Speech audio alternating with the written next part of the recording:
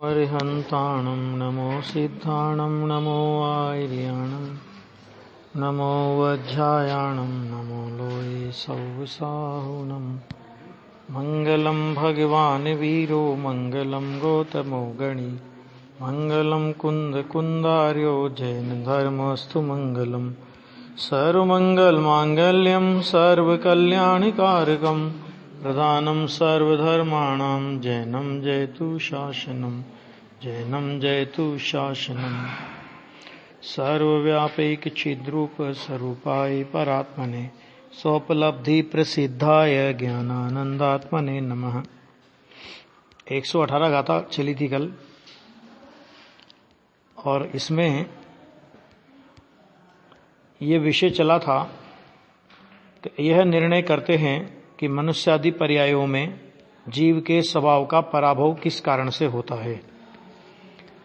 टीका की चर्चा हो गई थी, आज भावार्थ पर अपन को चर्चा करनी है। देखिए, बहुत अच्छा भावार्थ है।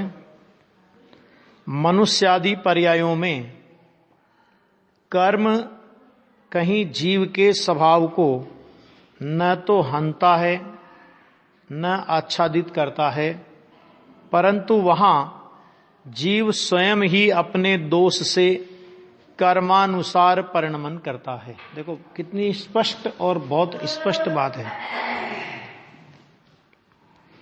मनुष्यादि पर्यायों में कर्म जो है वो कहीं जीव के स्वभाव को हनन नहीं करता, एक पॉइंट, और न आच्छादित करता है। तो होता क्या है फिर कि जीव स्वयं ही, वहां जीव स्वयं ही अपने दोष से कर्मानुसार परिणमन करता है। इसके लिए समय सार में एक शब्द का प्रयोग किया है, उपयोग भूमि में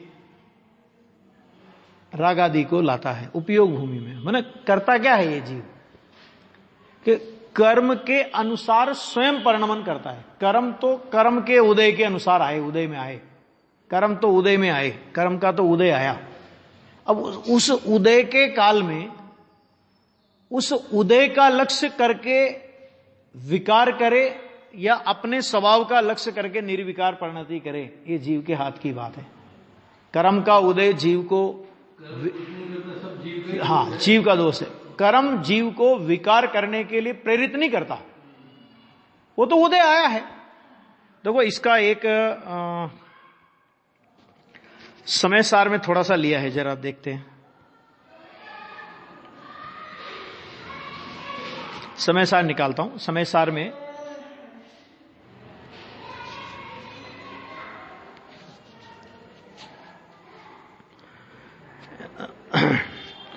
इसमें है एक मिनट है।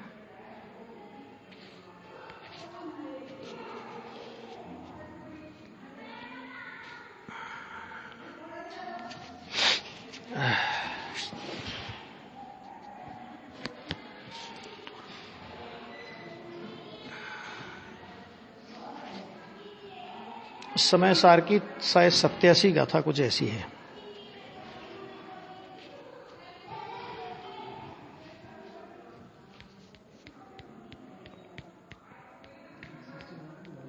हैं?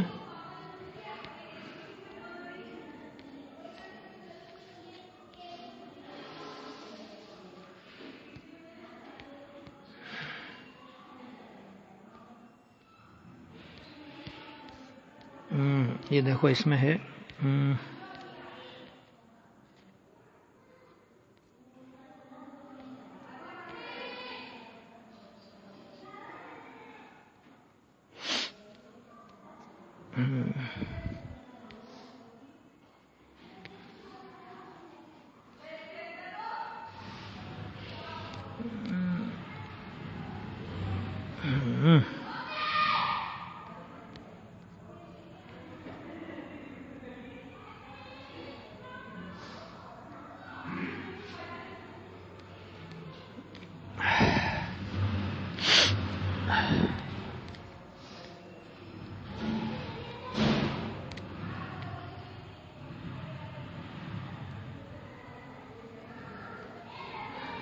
तो अभी नहीं मिल रहा है, चलो अभी वही चलने दो।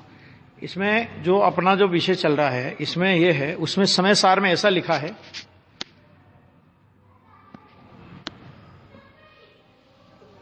कि क्या होता है, कर्म का उदय आता है तो कर्म के उदय का विपाक जीव की ज्ञान पर्याय की स्वच्छता में झलकता है।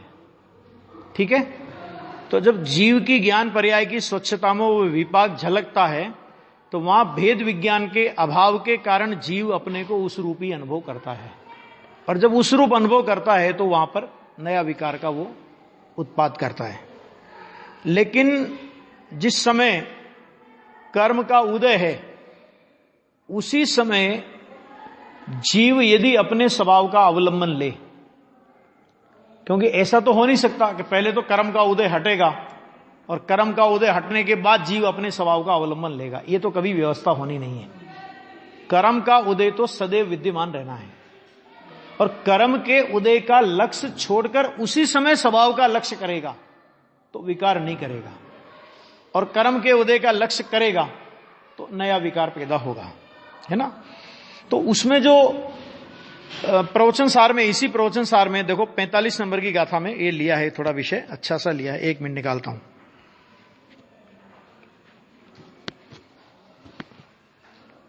45 गाथा निकाल लो।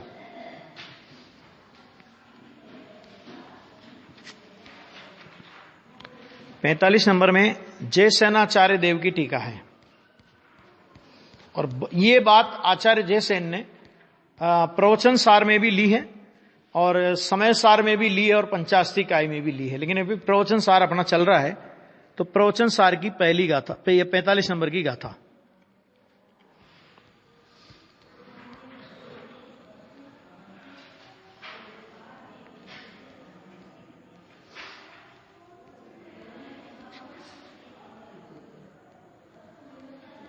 ये पेज नंबर निकालो आप, इसमें जो अभी अपने पास प्रवचन सार है ना, इसमें 76 नंबर का पेज निकालो, 76 नंबर का पेज निकालो।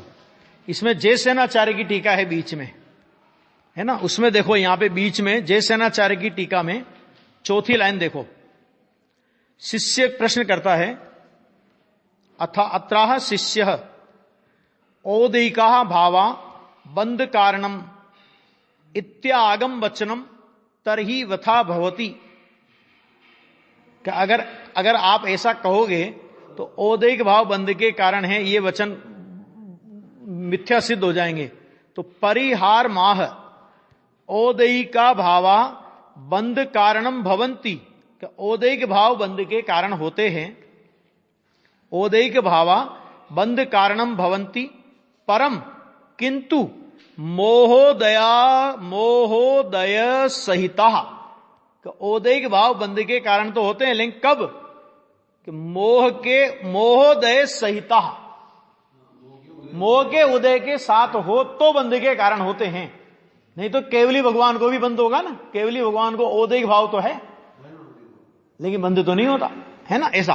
फिर इसमें उसमें उन्होंने एक बहुत अच्छा लिया, द्रव्य मोहोदय अपि सती यदि शुद्धात्म भावना बलेन भाव मोहे न परिणमति तदा बंधो न भवति। क्या कहते हैं, द्रव्य मोहोदयोपि, द्रव्य मोह का उदय होने पर भी, द्रव्य मोहोदयोपि दयेपि सति यदि शुद्धात्म भावना बलेन, तो उस द्रव्य मोह का उदय होने पर भी शुद्धात्म भावना के बल से, शुद्धात्म भावना का मतलब क्या, विकल्प नहीं, भावना का मतलब लीनता, भावना बले न भाव मोहे न परिणमति तदा बंधो न भवति।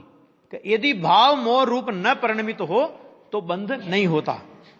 यदि पुनः कर्मोदय मात्रेण बंधो भवति, यदि फिर से कर्मोदय के मात्र, कर्म उदय के मात्र से यदि बंध होता हो, तरही संसारिणाम सर्वदेव कर्मोदयस्य विद्यमानत्वात् सर्वदेव बंध एव न मोक्ष इत्याभिप्राय।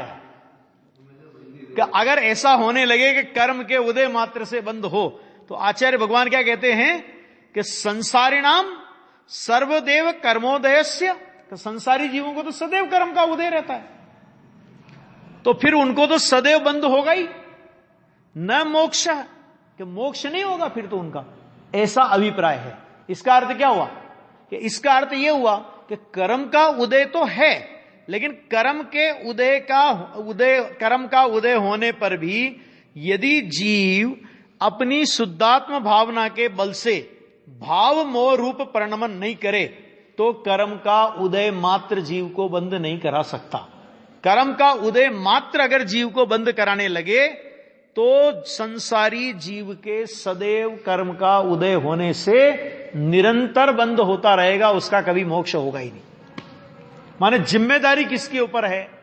सीधी सी बात है कि जिम्मेदारी जीव के ऊपर है। कौन सी जिम्मेदारी?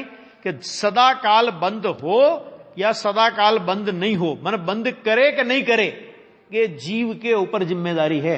विकार रूप परिणमन करे कि नहीं करे, ये जीव के ऊपर जिम्मेदारी है कि जीव विकार रूप परिणमन करेगा तो बंद करेगा, और विकार रूप परिणमन नहीं करेगा तो बंद का अभाव करेगा। इसलिए यहां पे कहा कि वहां जीव स्वयं ही अपने दोष से कर्मानुसार परिणमन करता है, कर्म के उदय का अनुसरण करता है। कर्मानुसार का मतलब क्या है?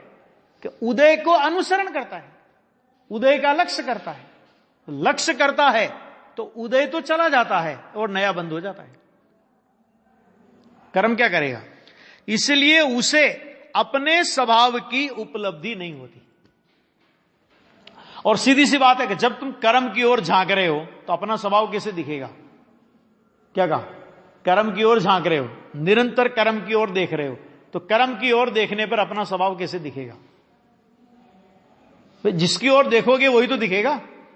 स्वभाव की ओर देखता ही नहीं, कर्म के उदय का अनुसरण करता है, तो स्वभाव की ओर जब देखता ही नहीं तो विकार के अलावा क्या होने वाला है?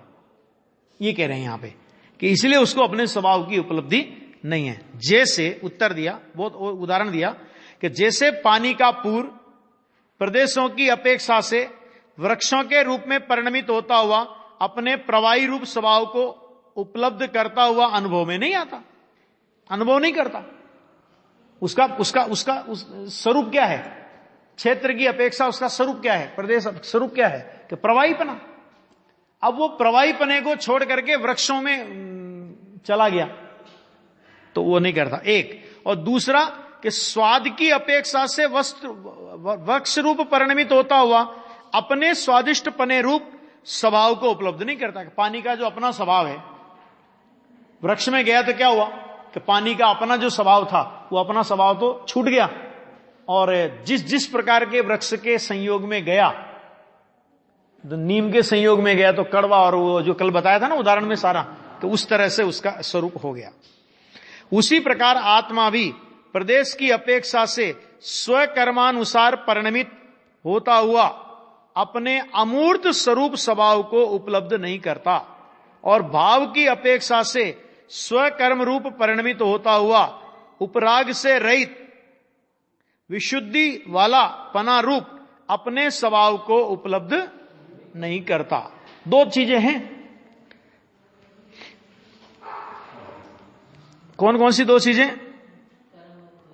कि भाई अपन, बस सीधी सी बात कि अपने स्वभाव को छोड़कर तुम कर्म के अनुसार परिणमन करोगे तो यह दुर्गति होगी कि जो तुम्हारा स्वभाव है, आचार्य कहते हैं कि राग रहित परिणमने का जो आत्मा का स्वभाव है, तो राग रहित परिणमने का स्वभाव नहीं रहेगा, पर्याय में और विकार रूप परिणमन हुआ करेगा, उपलब्ध नहीं करेगा। इससे यह निश्चित हुआ कि मनुष्यादि पर्यायों में जीवों को अपने ही दोष से अपने स्वभाव की अनुपलब्धि है। तुम कर्म की अनुपलब्धि मत देखो, कर्म तुम्हारे स्वभाव की अनुपलब्धि कराता है कि ऐसा मत देखो। समझ में आ गया कि नहीं आ गया? कर्माधिक अन्य किसी कारण से नहीं, कर्म जीव के स्वभाव का पराभव करता है, ऐसा कहना तो उपचार का कथन है, परमार्थ से ऐसा नहीं है। ठीक है, आगे बढ़ो। अब जीव की द्रव्य रूप से अवस्थितता होने पर भी पर्यायों से अनवस्थितता माने अनित्यता, अस्थिरता प्रकाशते हैं। क्या कह रहे हैं देखो इसमें, द्रव्य रूप से अवस्थितता, अवस्थितता का नीचे बहुत अच्छा अर्थ किया, स्थिरपना, ठीक रहना, कि द्रव्य अपेक्षा से जीव कैसा है, हैं? कि द्रव्य अपेक्षा से जीव स्थिर रहते हुए भी पर्यायों से क्या होती है उसकी, पर्याय अपेक्षा से क्या है कि पर्याय अपेक्षा से उसकी अनवस्थितता है। अब देखो गाथा पढ़ लो। जायदिनेवणपस्नसदि क्षण भंग समुद्भवे जने कोई, जो ही भवो सो विलयो संभव विलयत्तिना तेणाण, नहीं कोई उपजे वीन से क्षण भंग संभवमय जगे, कारण जन्म ते नाश छे बड़े नाश। देखो, प्रतिक्षण उत्पाद और विनाश वाले, क्या कहा, प्रतिक्षण उत्पाद और विनाश वाले जीव लोक में कोई उत्पन्न नहीं होता और कोई नष्ट नहीं होता। क्या क्या क्या शब्द है, देखो कितनी विचित्र बात कह रहे हैं। क्या कह रहे हैं कि प्रतिक्षण उत्पाद और विनाश वाले जीवलोक में, जीवलोक कैसा है कि प्रतिक्षण उत्पाद विनाश, उत्पाद विनाश, उत्पाद विनाश होता है। तो ऐसे जीवलोक में कोई उत्पन्न नहीं होता और कोई नष्ट नहीं होता, क्योंकि जो उत्पाद है वही विनाश है, और उत्पाद तथा विनाश इस प्रकार वे अनेक अर्थात भिन्न भी है। देखो टीका में, प्रथम तो यहां न कोई जन्म लेता है और न कोई मरता है। क्या कहा, जन्म भी नहीं लेता और मरता भी नहीं, ठीक। अर्थात इस लोक में कोई न तो उत्पन्न होता है और कोई न नाश को प्राप्त होता है। किसका नाश और किसका उत्पाद है ना, ये तो अवस्थाएं बदलती है। बाकी आत्मा तो अजरमर तत्व है, आज तक मरा नहीं। मरने की कहानियां तो बहुत हुई, लेकिन आज तक मरा नहीं, जन्मना आज तक जन्मा नहीं, क्योंकि शरीर संयोग की अपेक्षा से जन्म और शरीर के वियोग की अपेक्षा से मरण कहने में आता है, ठीक है ना। लेकिन आत्मा तो न जन्मता है न मरता है। तो यहां पे कहते हैं कि प्रथम तो यहां न कोई जन्म लेता है न कोई मरता है, तो इस लोक में न कोई उत्पन्न होता है न कोई नाश को प्राप्त होता है।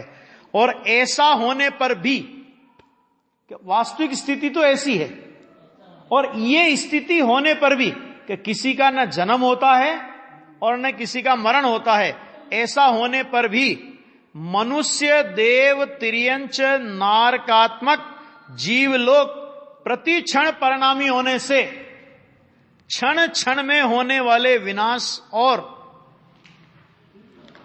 उत्पाद के साथ भी जुड़ा हुआ है। क्या गजब बात है कि अपने स्वभाव की ओर से देखो तो उसका न जन्म है और ना तो मरण है, और स्वभाव से जन्म मरण रहित तत्व होने पर भी पोजीशन क्या है कि स्वभाव से जन्म मरण रहित तत्व होने पर भी मनुष्य, तिर्यंश, देव, नारकात्मक जीवलोक प्रति क्षण परिणामी, परिणामी माने प्रति क्षण परिणाम करने वाला, परिणामी कर्ता, परिणामी द्रव, कर्म रूप परिणाम, क्रिया पर्यय की फेरनी, वस्तु एक, त्रय नाम। पंडित बनारसी दास जी का क्या, कर्ता परिणामी द्रव है ना, और कर्म रूप परिणाम, और क्रिया क्या है कि क्रिया पर्याय की फेरनी, कि पूर्व पर्याय का वे होकर के नई पर्याय उत्पन्न हुई, कि इसको बोलते हैं क्रिया पर्याय की फेरनी, इसका नाम क्रिया। कि ये क्या है, ये तीन चीजें हैं ना। तो उन्होंने कहा कि वस्तु एक, नाम तीन। वस्तु तो एक ही, द्रव्य गुण पर्याय स्वरूप वस्तु तो पूरी एक ही है, और एक ही वस्तु होने पर भी उसके नाम तीन है। अवस्था की दृष्टि से देखोगे तो उत्पाद वे दिखेगा, वस्तु की दृष्टि से देखोगे तो त्रिकाली दिखेगा, है ना, और संपूर्ण वस्तु की दृष्टि से देखोगे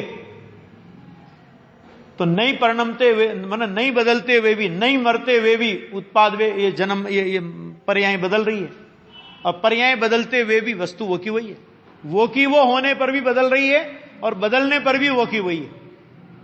114 नंबर की गाथा में बहुत सारी चर्चा आ चुकी है, अन्यत्व की और अनन्यत्व की चर्चा आ चुकी है। तो देव नारक जीव लोग प्रति क्षण परिणामी होने से क्षण क्षण में होने वाले विनाश और उत्पाद के साथ भी जुड़ा हुआ है। लेकिन कैसे जुड़ा हुआ है कि उत्पाद के साथ होने पर भी, व्यय के साथ होने पर भी अपनी अक्षुण्यता रखते हुए भी उत्पाद व्यय करता है, और उत्पाद व्यय करते हुए भी अपनी अक्षुण्यता को बराबर बनाए रखे हुए है। और यह विरोध को प्राप्त नहीं होता है ना। जैन दर्शन की विचित्रता कौन माने? अगर बताओ, अगर अपन लोग तो उत्पाद वे द्रव्य वगैरह सब पढ़े हैं, लेकिन दुनिया में अगर ये बात किसी से कहने जाओ कि तुमको पता है कि जो ये मरा है ना, कि ये मरा नहीं है, ख्याल में आ गया, कि जो जन्मा है ना, कि ये जन्मा नहीं है। अब दुनिया में किसी से कहने जाओ ये बात, मरा तो नहीं है, तो फिर रहने तो हाँ, कि मरा नहीं है। अरे वाह साहब, कैसी बात कर रहे हो? अरे मरा नहीं है, स्वर्गवास हो गया है, देह विलय हो गया है, देह का परिवर्तन हो गया है। मतलब अभी ये हाँ निवास हो गया ना, यहां से यहां भी, यहां वास करते थे, अभी वहां वास कर रहे हैं। हाँ, नरक में भी कहीं भी जावे बोलेंगे तो स्वर्गवासी बोलेंगे, थोड़ी नरकवास थोड़ी बोलेंगे। भले जानते हैं, भले कोई कितना ही पापी से पापी आदमी मरे तो भी उसकी जो पत्री बनेगी वो तो यही बनेगी ना, स्वर्गीय। माने देखो, ये समझो इस चीज में कि जगत में पुण्य की मिठास कितनी जबरदस्त है कि स्वर्गीय कहो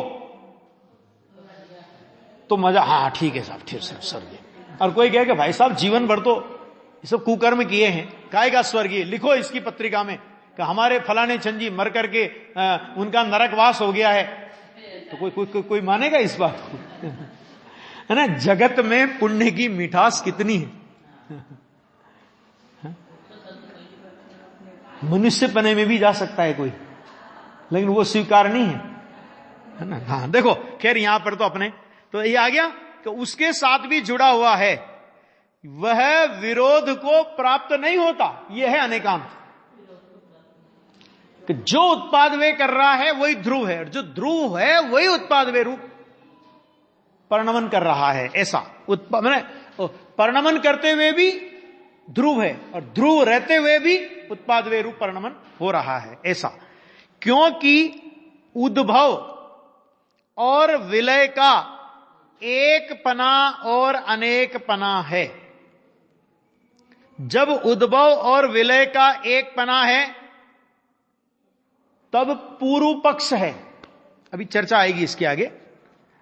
और जब अनेक पना है तब उत्तर पक्ष है। कौन सा? देखो खुलासा किया कि जब उत्पाद और विनाश के एक पने की अपेक्षा ली जाए तब यह पक्ष फलित होता है कि न तो कोई उत्पन्न होता है और न कोई नष्ट होता है, क्योंकि वही तो एक ही तो चीज है, कोई अलग कौन है?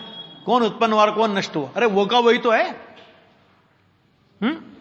और जब उत्पाद और विनाश के अनेक पने की अपेक्षा ली जाए, मैंने उत्पाद और विनाश ये दो चीजें हैं, ये विवक्षा जब तुम लेते हो तो आचार्य कहते हैं तब प्रति क्षण होने वाले विनाश और उत्पाद पक्ष फलित होता है। उत्पाद वे में अनेकता देखो और उत्पाद वे में एकता देखो। तो उत्पाद वे में एकता देखो तो किसका उत्पाद है किसका नाश, और अनेकता देखो तो उत्पाद और विनाश, ये पक्ष फलित होता है। उत्पाद का पक्ष और वे उत्पाद का पक्ष फलित होता है, वह इस प्रकार है। देखो अब जैसे बहुत बढ़िया उदाहरण से इनने सिद्ध किया है, ये देखो बहुत अच्छा उदाहरण दिया है। जैसे जो घड़ा है वही कुंडा है, पुराने जमाने में बनते थे ना ये सब, है ना। हाँ, ऐसा कहा जाने पर घड़े और कुंडे के स्वरूप का एक पना असंभव होने से उन दोनों की आधारभूत मिट्टी प्रकट होती है। किससे बना? आ गया। उसी प्रकार जो उत्पाद है वही विनाश है, ऐसा कहा जाने पर उत्पाद और विनाश के स्वरूप का एक पना असंभव होने से, उत्पाद और विनाश दोनों तो परस्पर विरुद्ध स्वभाव ही, लेकिन उन दोनों का आधारभूत द्रव्य प्रकट होता है। माने किसका हुआ उत्पाद? वे कि कोई ध्रुव पदार्थ था ना, तो उस ध्रुव पदार्थ में से किसी अवस्था का उत्पाद और किसी अवस्था का वे, तो दोनों का आधारभूत द्रव्य प्रकट होता है। इसलिए देवादि पर्याय के उत्पन्न होने और मनुष्यादि पर्याय नष्ट होने पर जो उत्पाद है वही विलय है। क्या कहा? जो उत्पाद है वही विलय है, ऐसा मानने से माने इस अपेक्षा से दोनों का आधारभूत द्रव्यवान जीव द्रव्य प्रकट होता है। क्योंकि उत्पाद वे द्रव्य युक्तम सत, द्रव्य पदार्थ नहीं होवे तो किसका उत्पाद और किसका वे? आगे समझ में? द्रव्य पदार्थ अगर नहीं होवे तो किसका उत्पाद और किसका वे? कोई पदार्थ ही नहीं है। हमने कहा कि साहब घड़ा बना, अच्छा किस में से बना, किसका बना? अब उसका अगर हमारे पास कोई उत्तर नहीं होवे, किसका बना? कोई चीज तो होगी ना कि जिसका घड़ा बना, है ना। इस चीज का, पिंड का अभाव हुआ तो पिंड किसका था वो? माने कोई पदार्थ तो आपको सिद्ध करना पड़ेगा कि नहीं करना पड़ेगा, कि जो उस उत्पाद का और वे का आधारभूत हो, और उस उत्पाद और वे का आधारभूत जो पदार्थ है, उस आधारभूत पदार्थ का नाम है द्रव्य, है ना। उत्पन्न हुआ देव और मनुष्य, है ना, कि देव और मनुष्य में तो देव पने का उत्पाद हुआ, मनुष्य पने का वे हुआ, लेकिन कौन था देव और कौन था मनुष्य जिसका जो मरा? तो वहां पर उसका आधारभूत जीव पदार्थ सिद्ध होगा, क्योंकि जीव पदार्थ नहीं होता तो मनुष्य पने का वे नहीं हो सकता था, क्योंकि मनुष्य पने रूप कौन था? कि जीव था। मनुष्य पने का वे करके देव पने रूप आया तो कौन आया? तो जीव आया ना। तो जीव द्रव्य प्रकट हो गया नहीं? आ गया नहीं? आ गया। इस अपेक्षा ये वहां पे लेना, माने लक्ष्य में आता है। इसलिए सर्वदा द्रव्य पने से जीव टंकोत किरण रहता है। माने देव पने में भी जीव था, मनुष्य पने में भी जीव था, यानी मनुष्य पने का वे हुआ तो वहां पर भी वो जीव था, और मनुष्य पने का वे होकर के अभी देव पने रूप पर्याय उत्पन्न, देव पने रूप अवस्था उत्पन्न हुई। तो देव पने में उत्पन्न होने में भी क्या हुआ कि वहां पर जीव का अस्तित्व सिद्ध हुआ। तो ध्रुव कोई टंकोत्कीर्ण पदार्थ सिद्ध हुआ कि नहीं हुआ? अगर वो टंकोत्कीर्ण पदार्थ ना हो तो किसका वे और किसका उत्पाद? है ना। ये तो फिर बौद्धों जैसा हो जाएगा। बौद्धों के अर्थ क्या होता है कि पूरा पदार्थ ही नया उत्पन्न होता है। क्या हुआ था कि भैया क्या हुआ कि किसी आदमी ने किसी आदमी को 1 लाख रुपए उधार दिए और दूसरे दिन मांगने गया वो, तो मांगने जाने वाला ये कहे, जिससे मांगने गया उसने कहा कि भाई किसको दिए थे तुमने? जिसको दिए थे वो तो मर गया।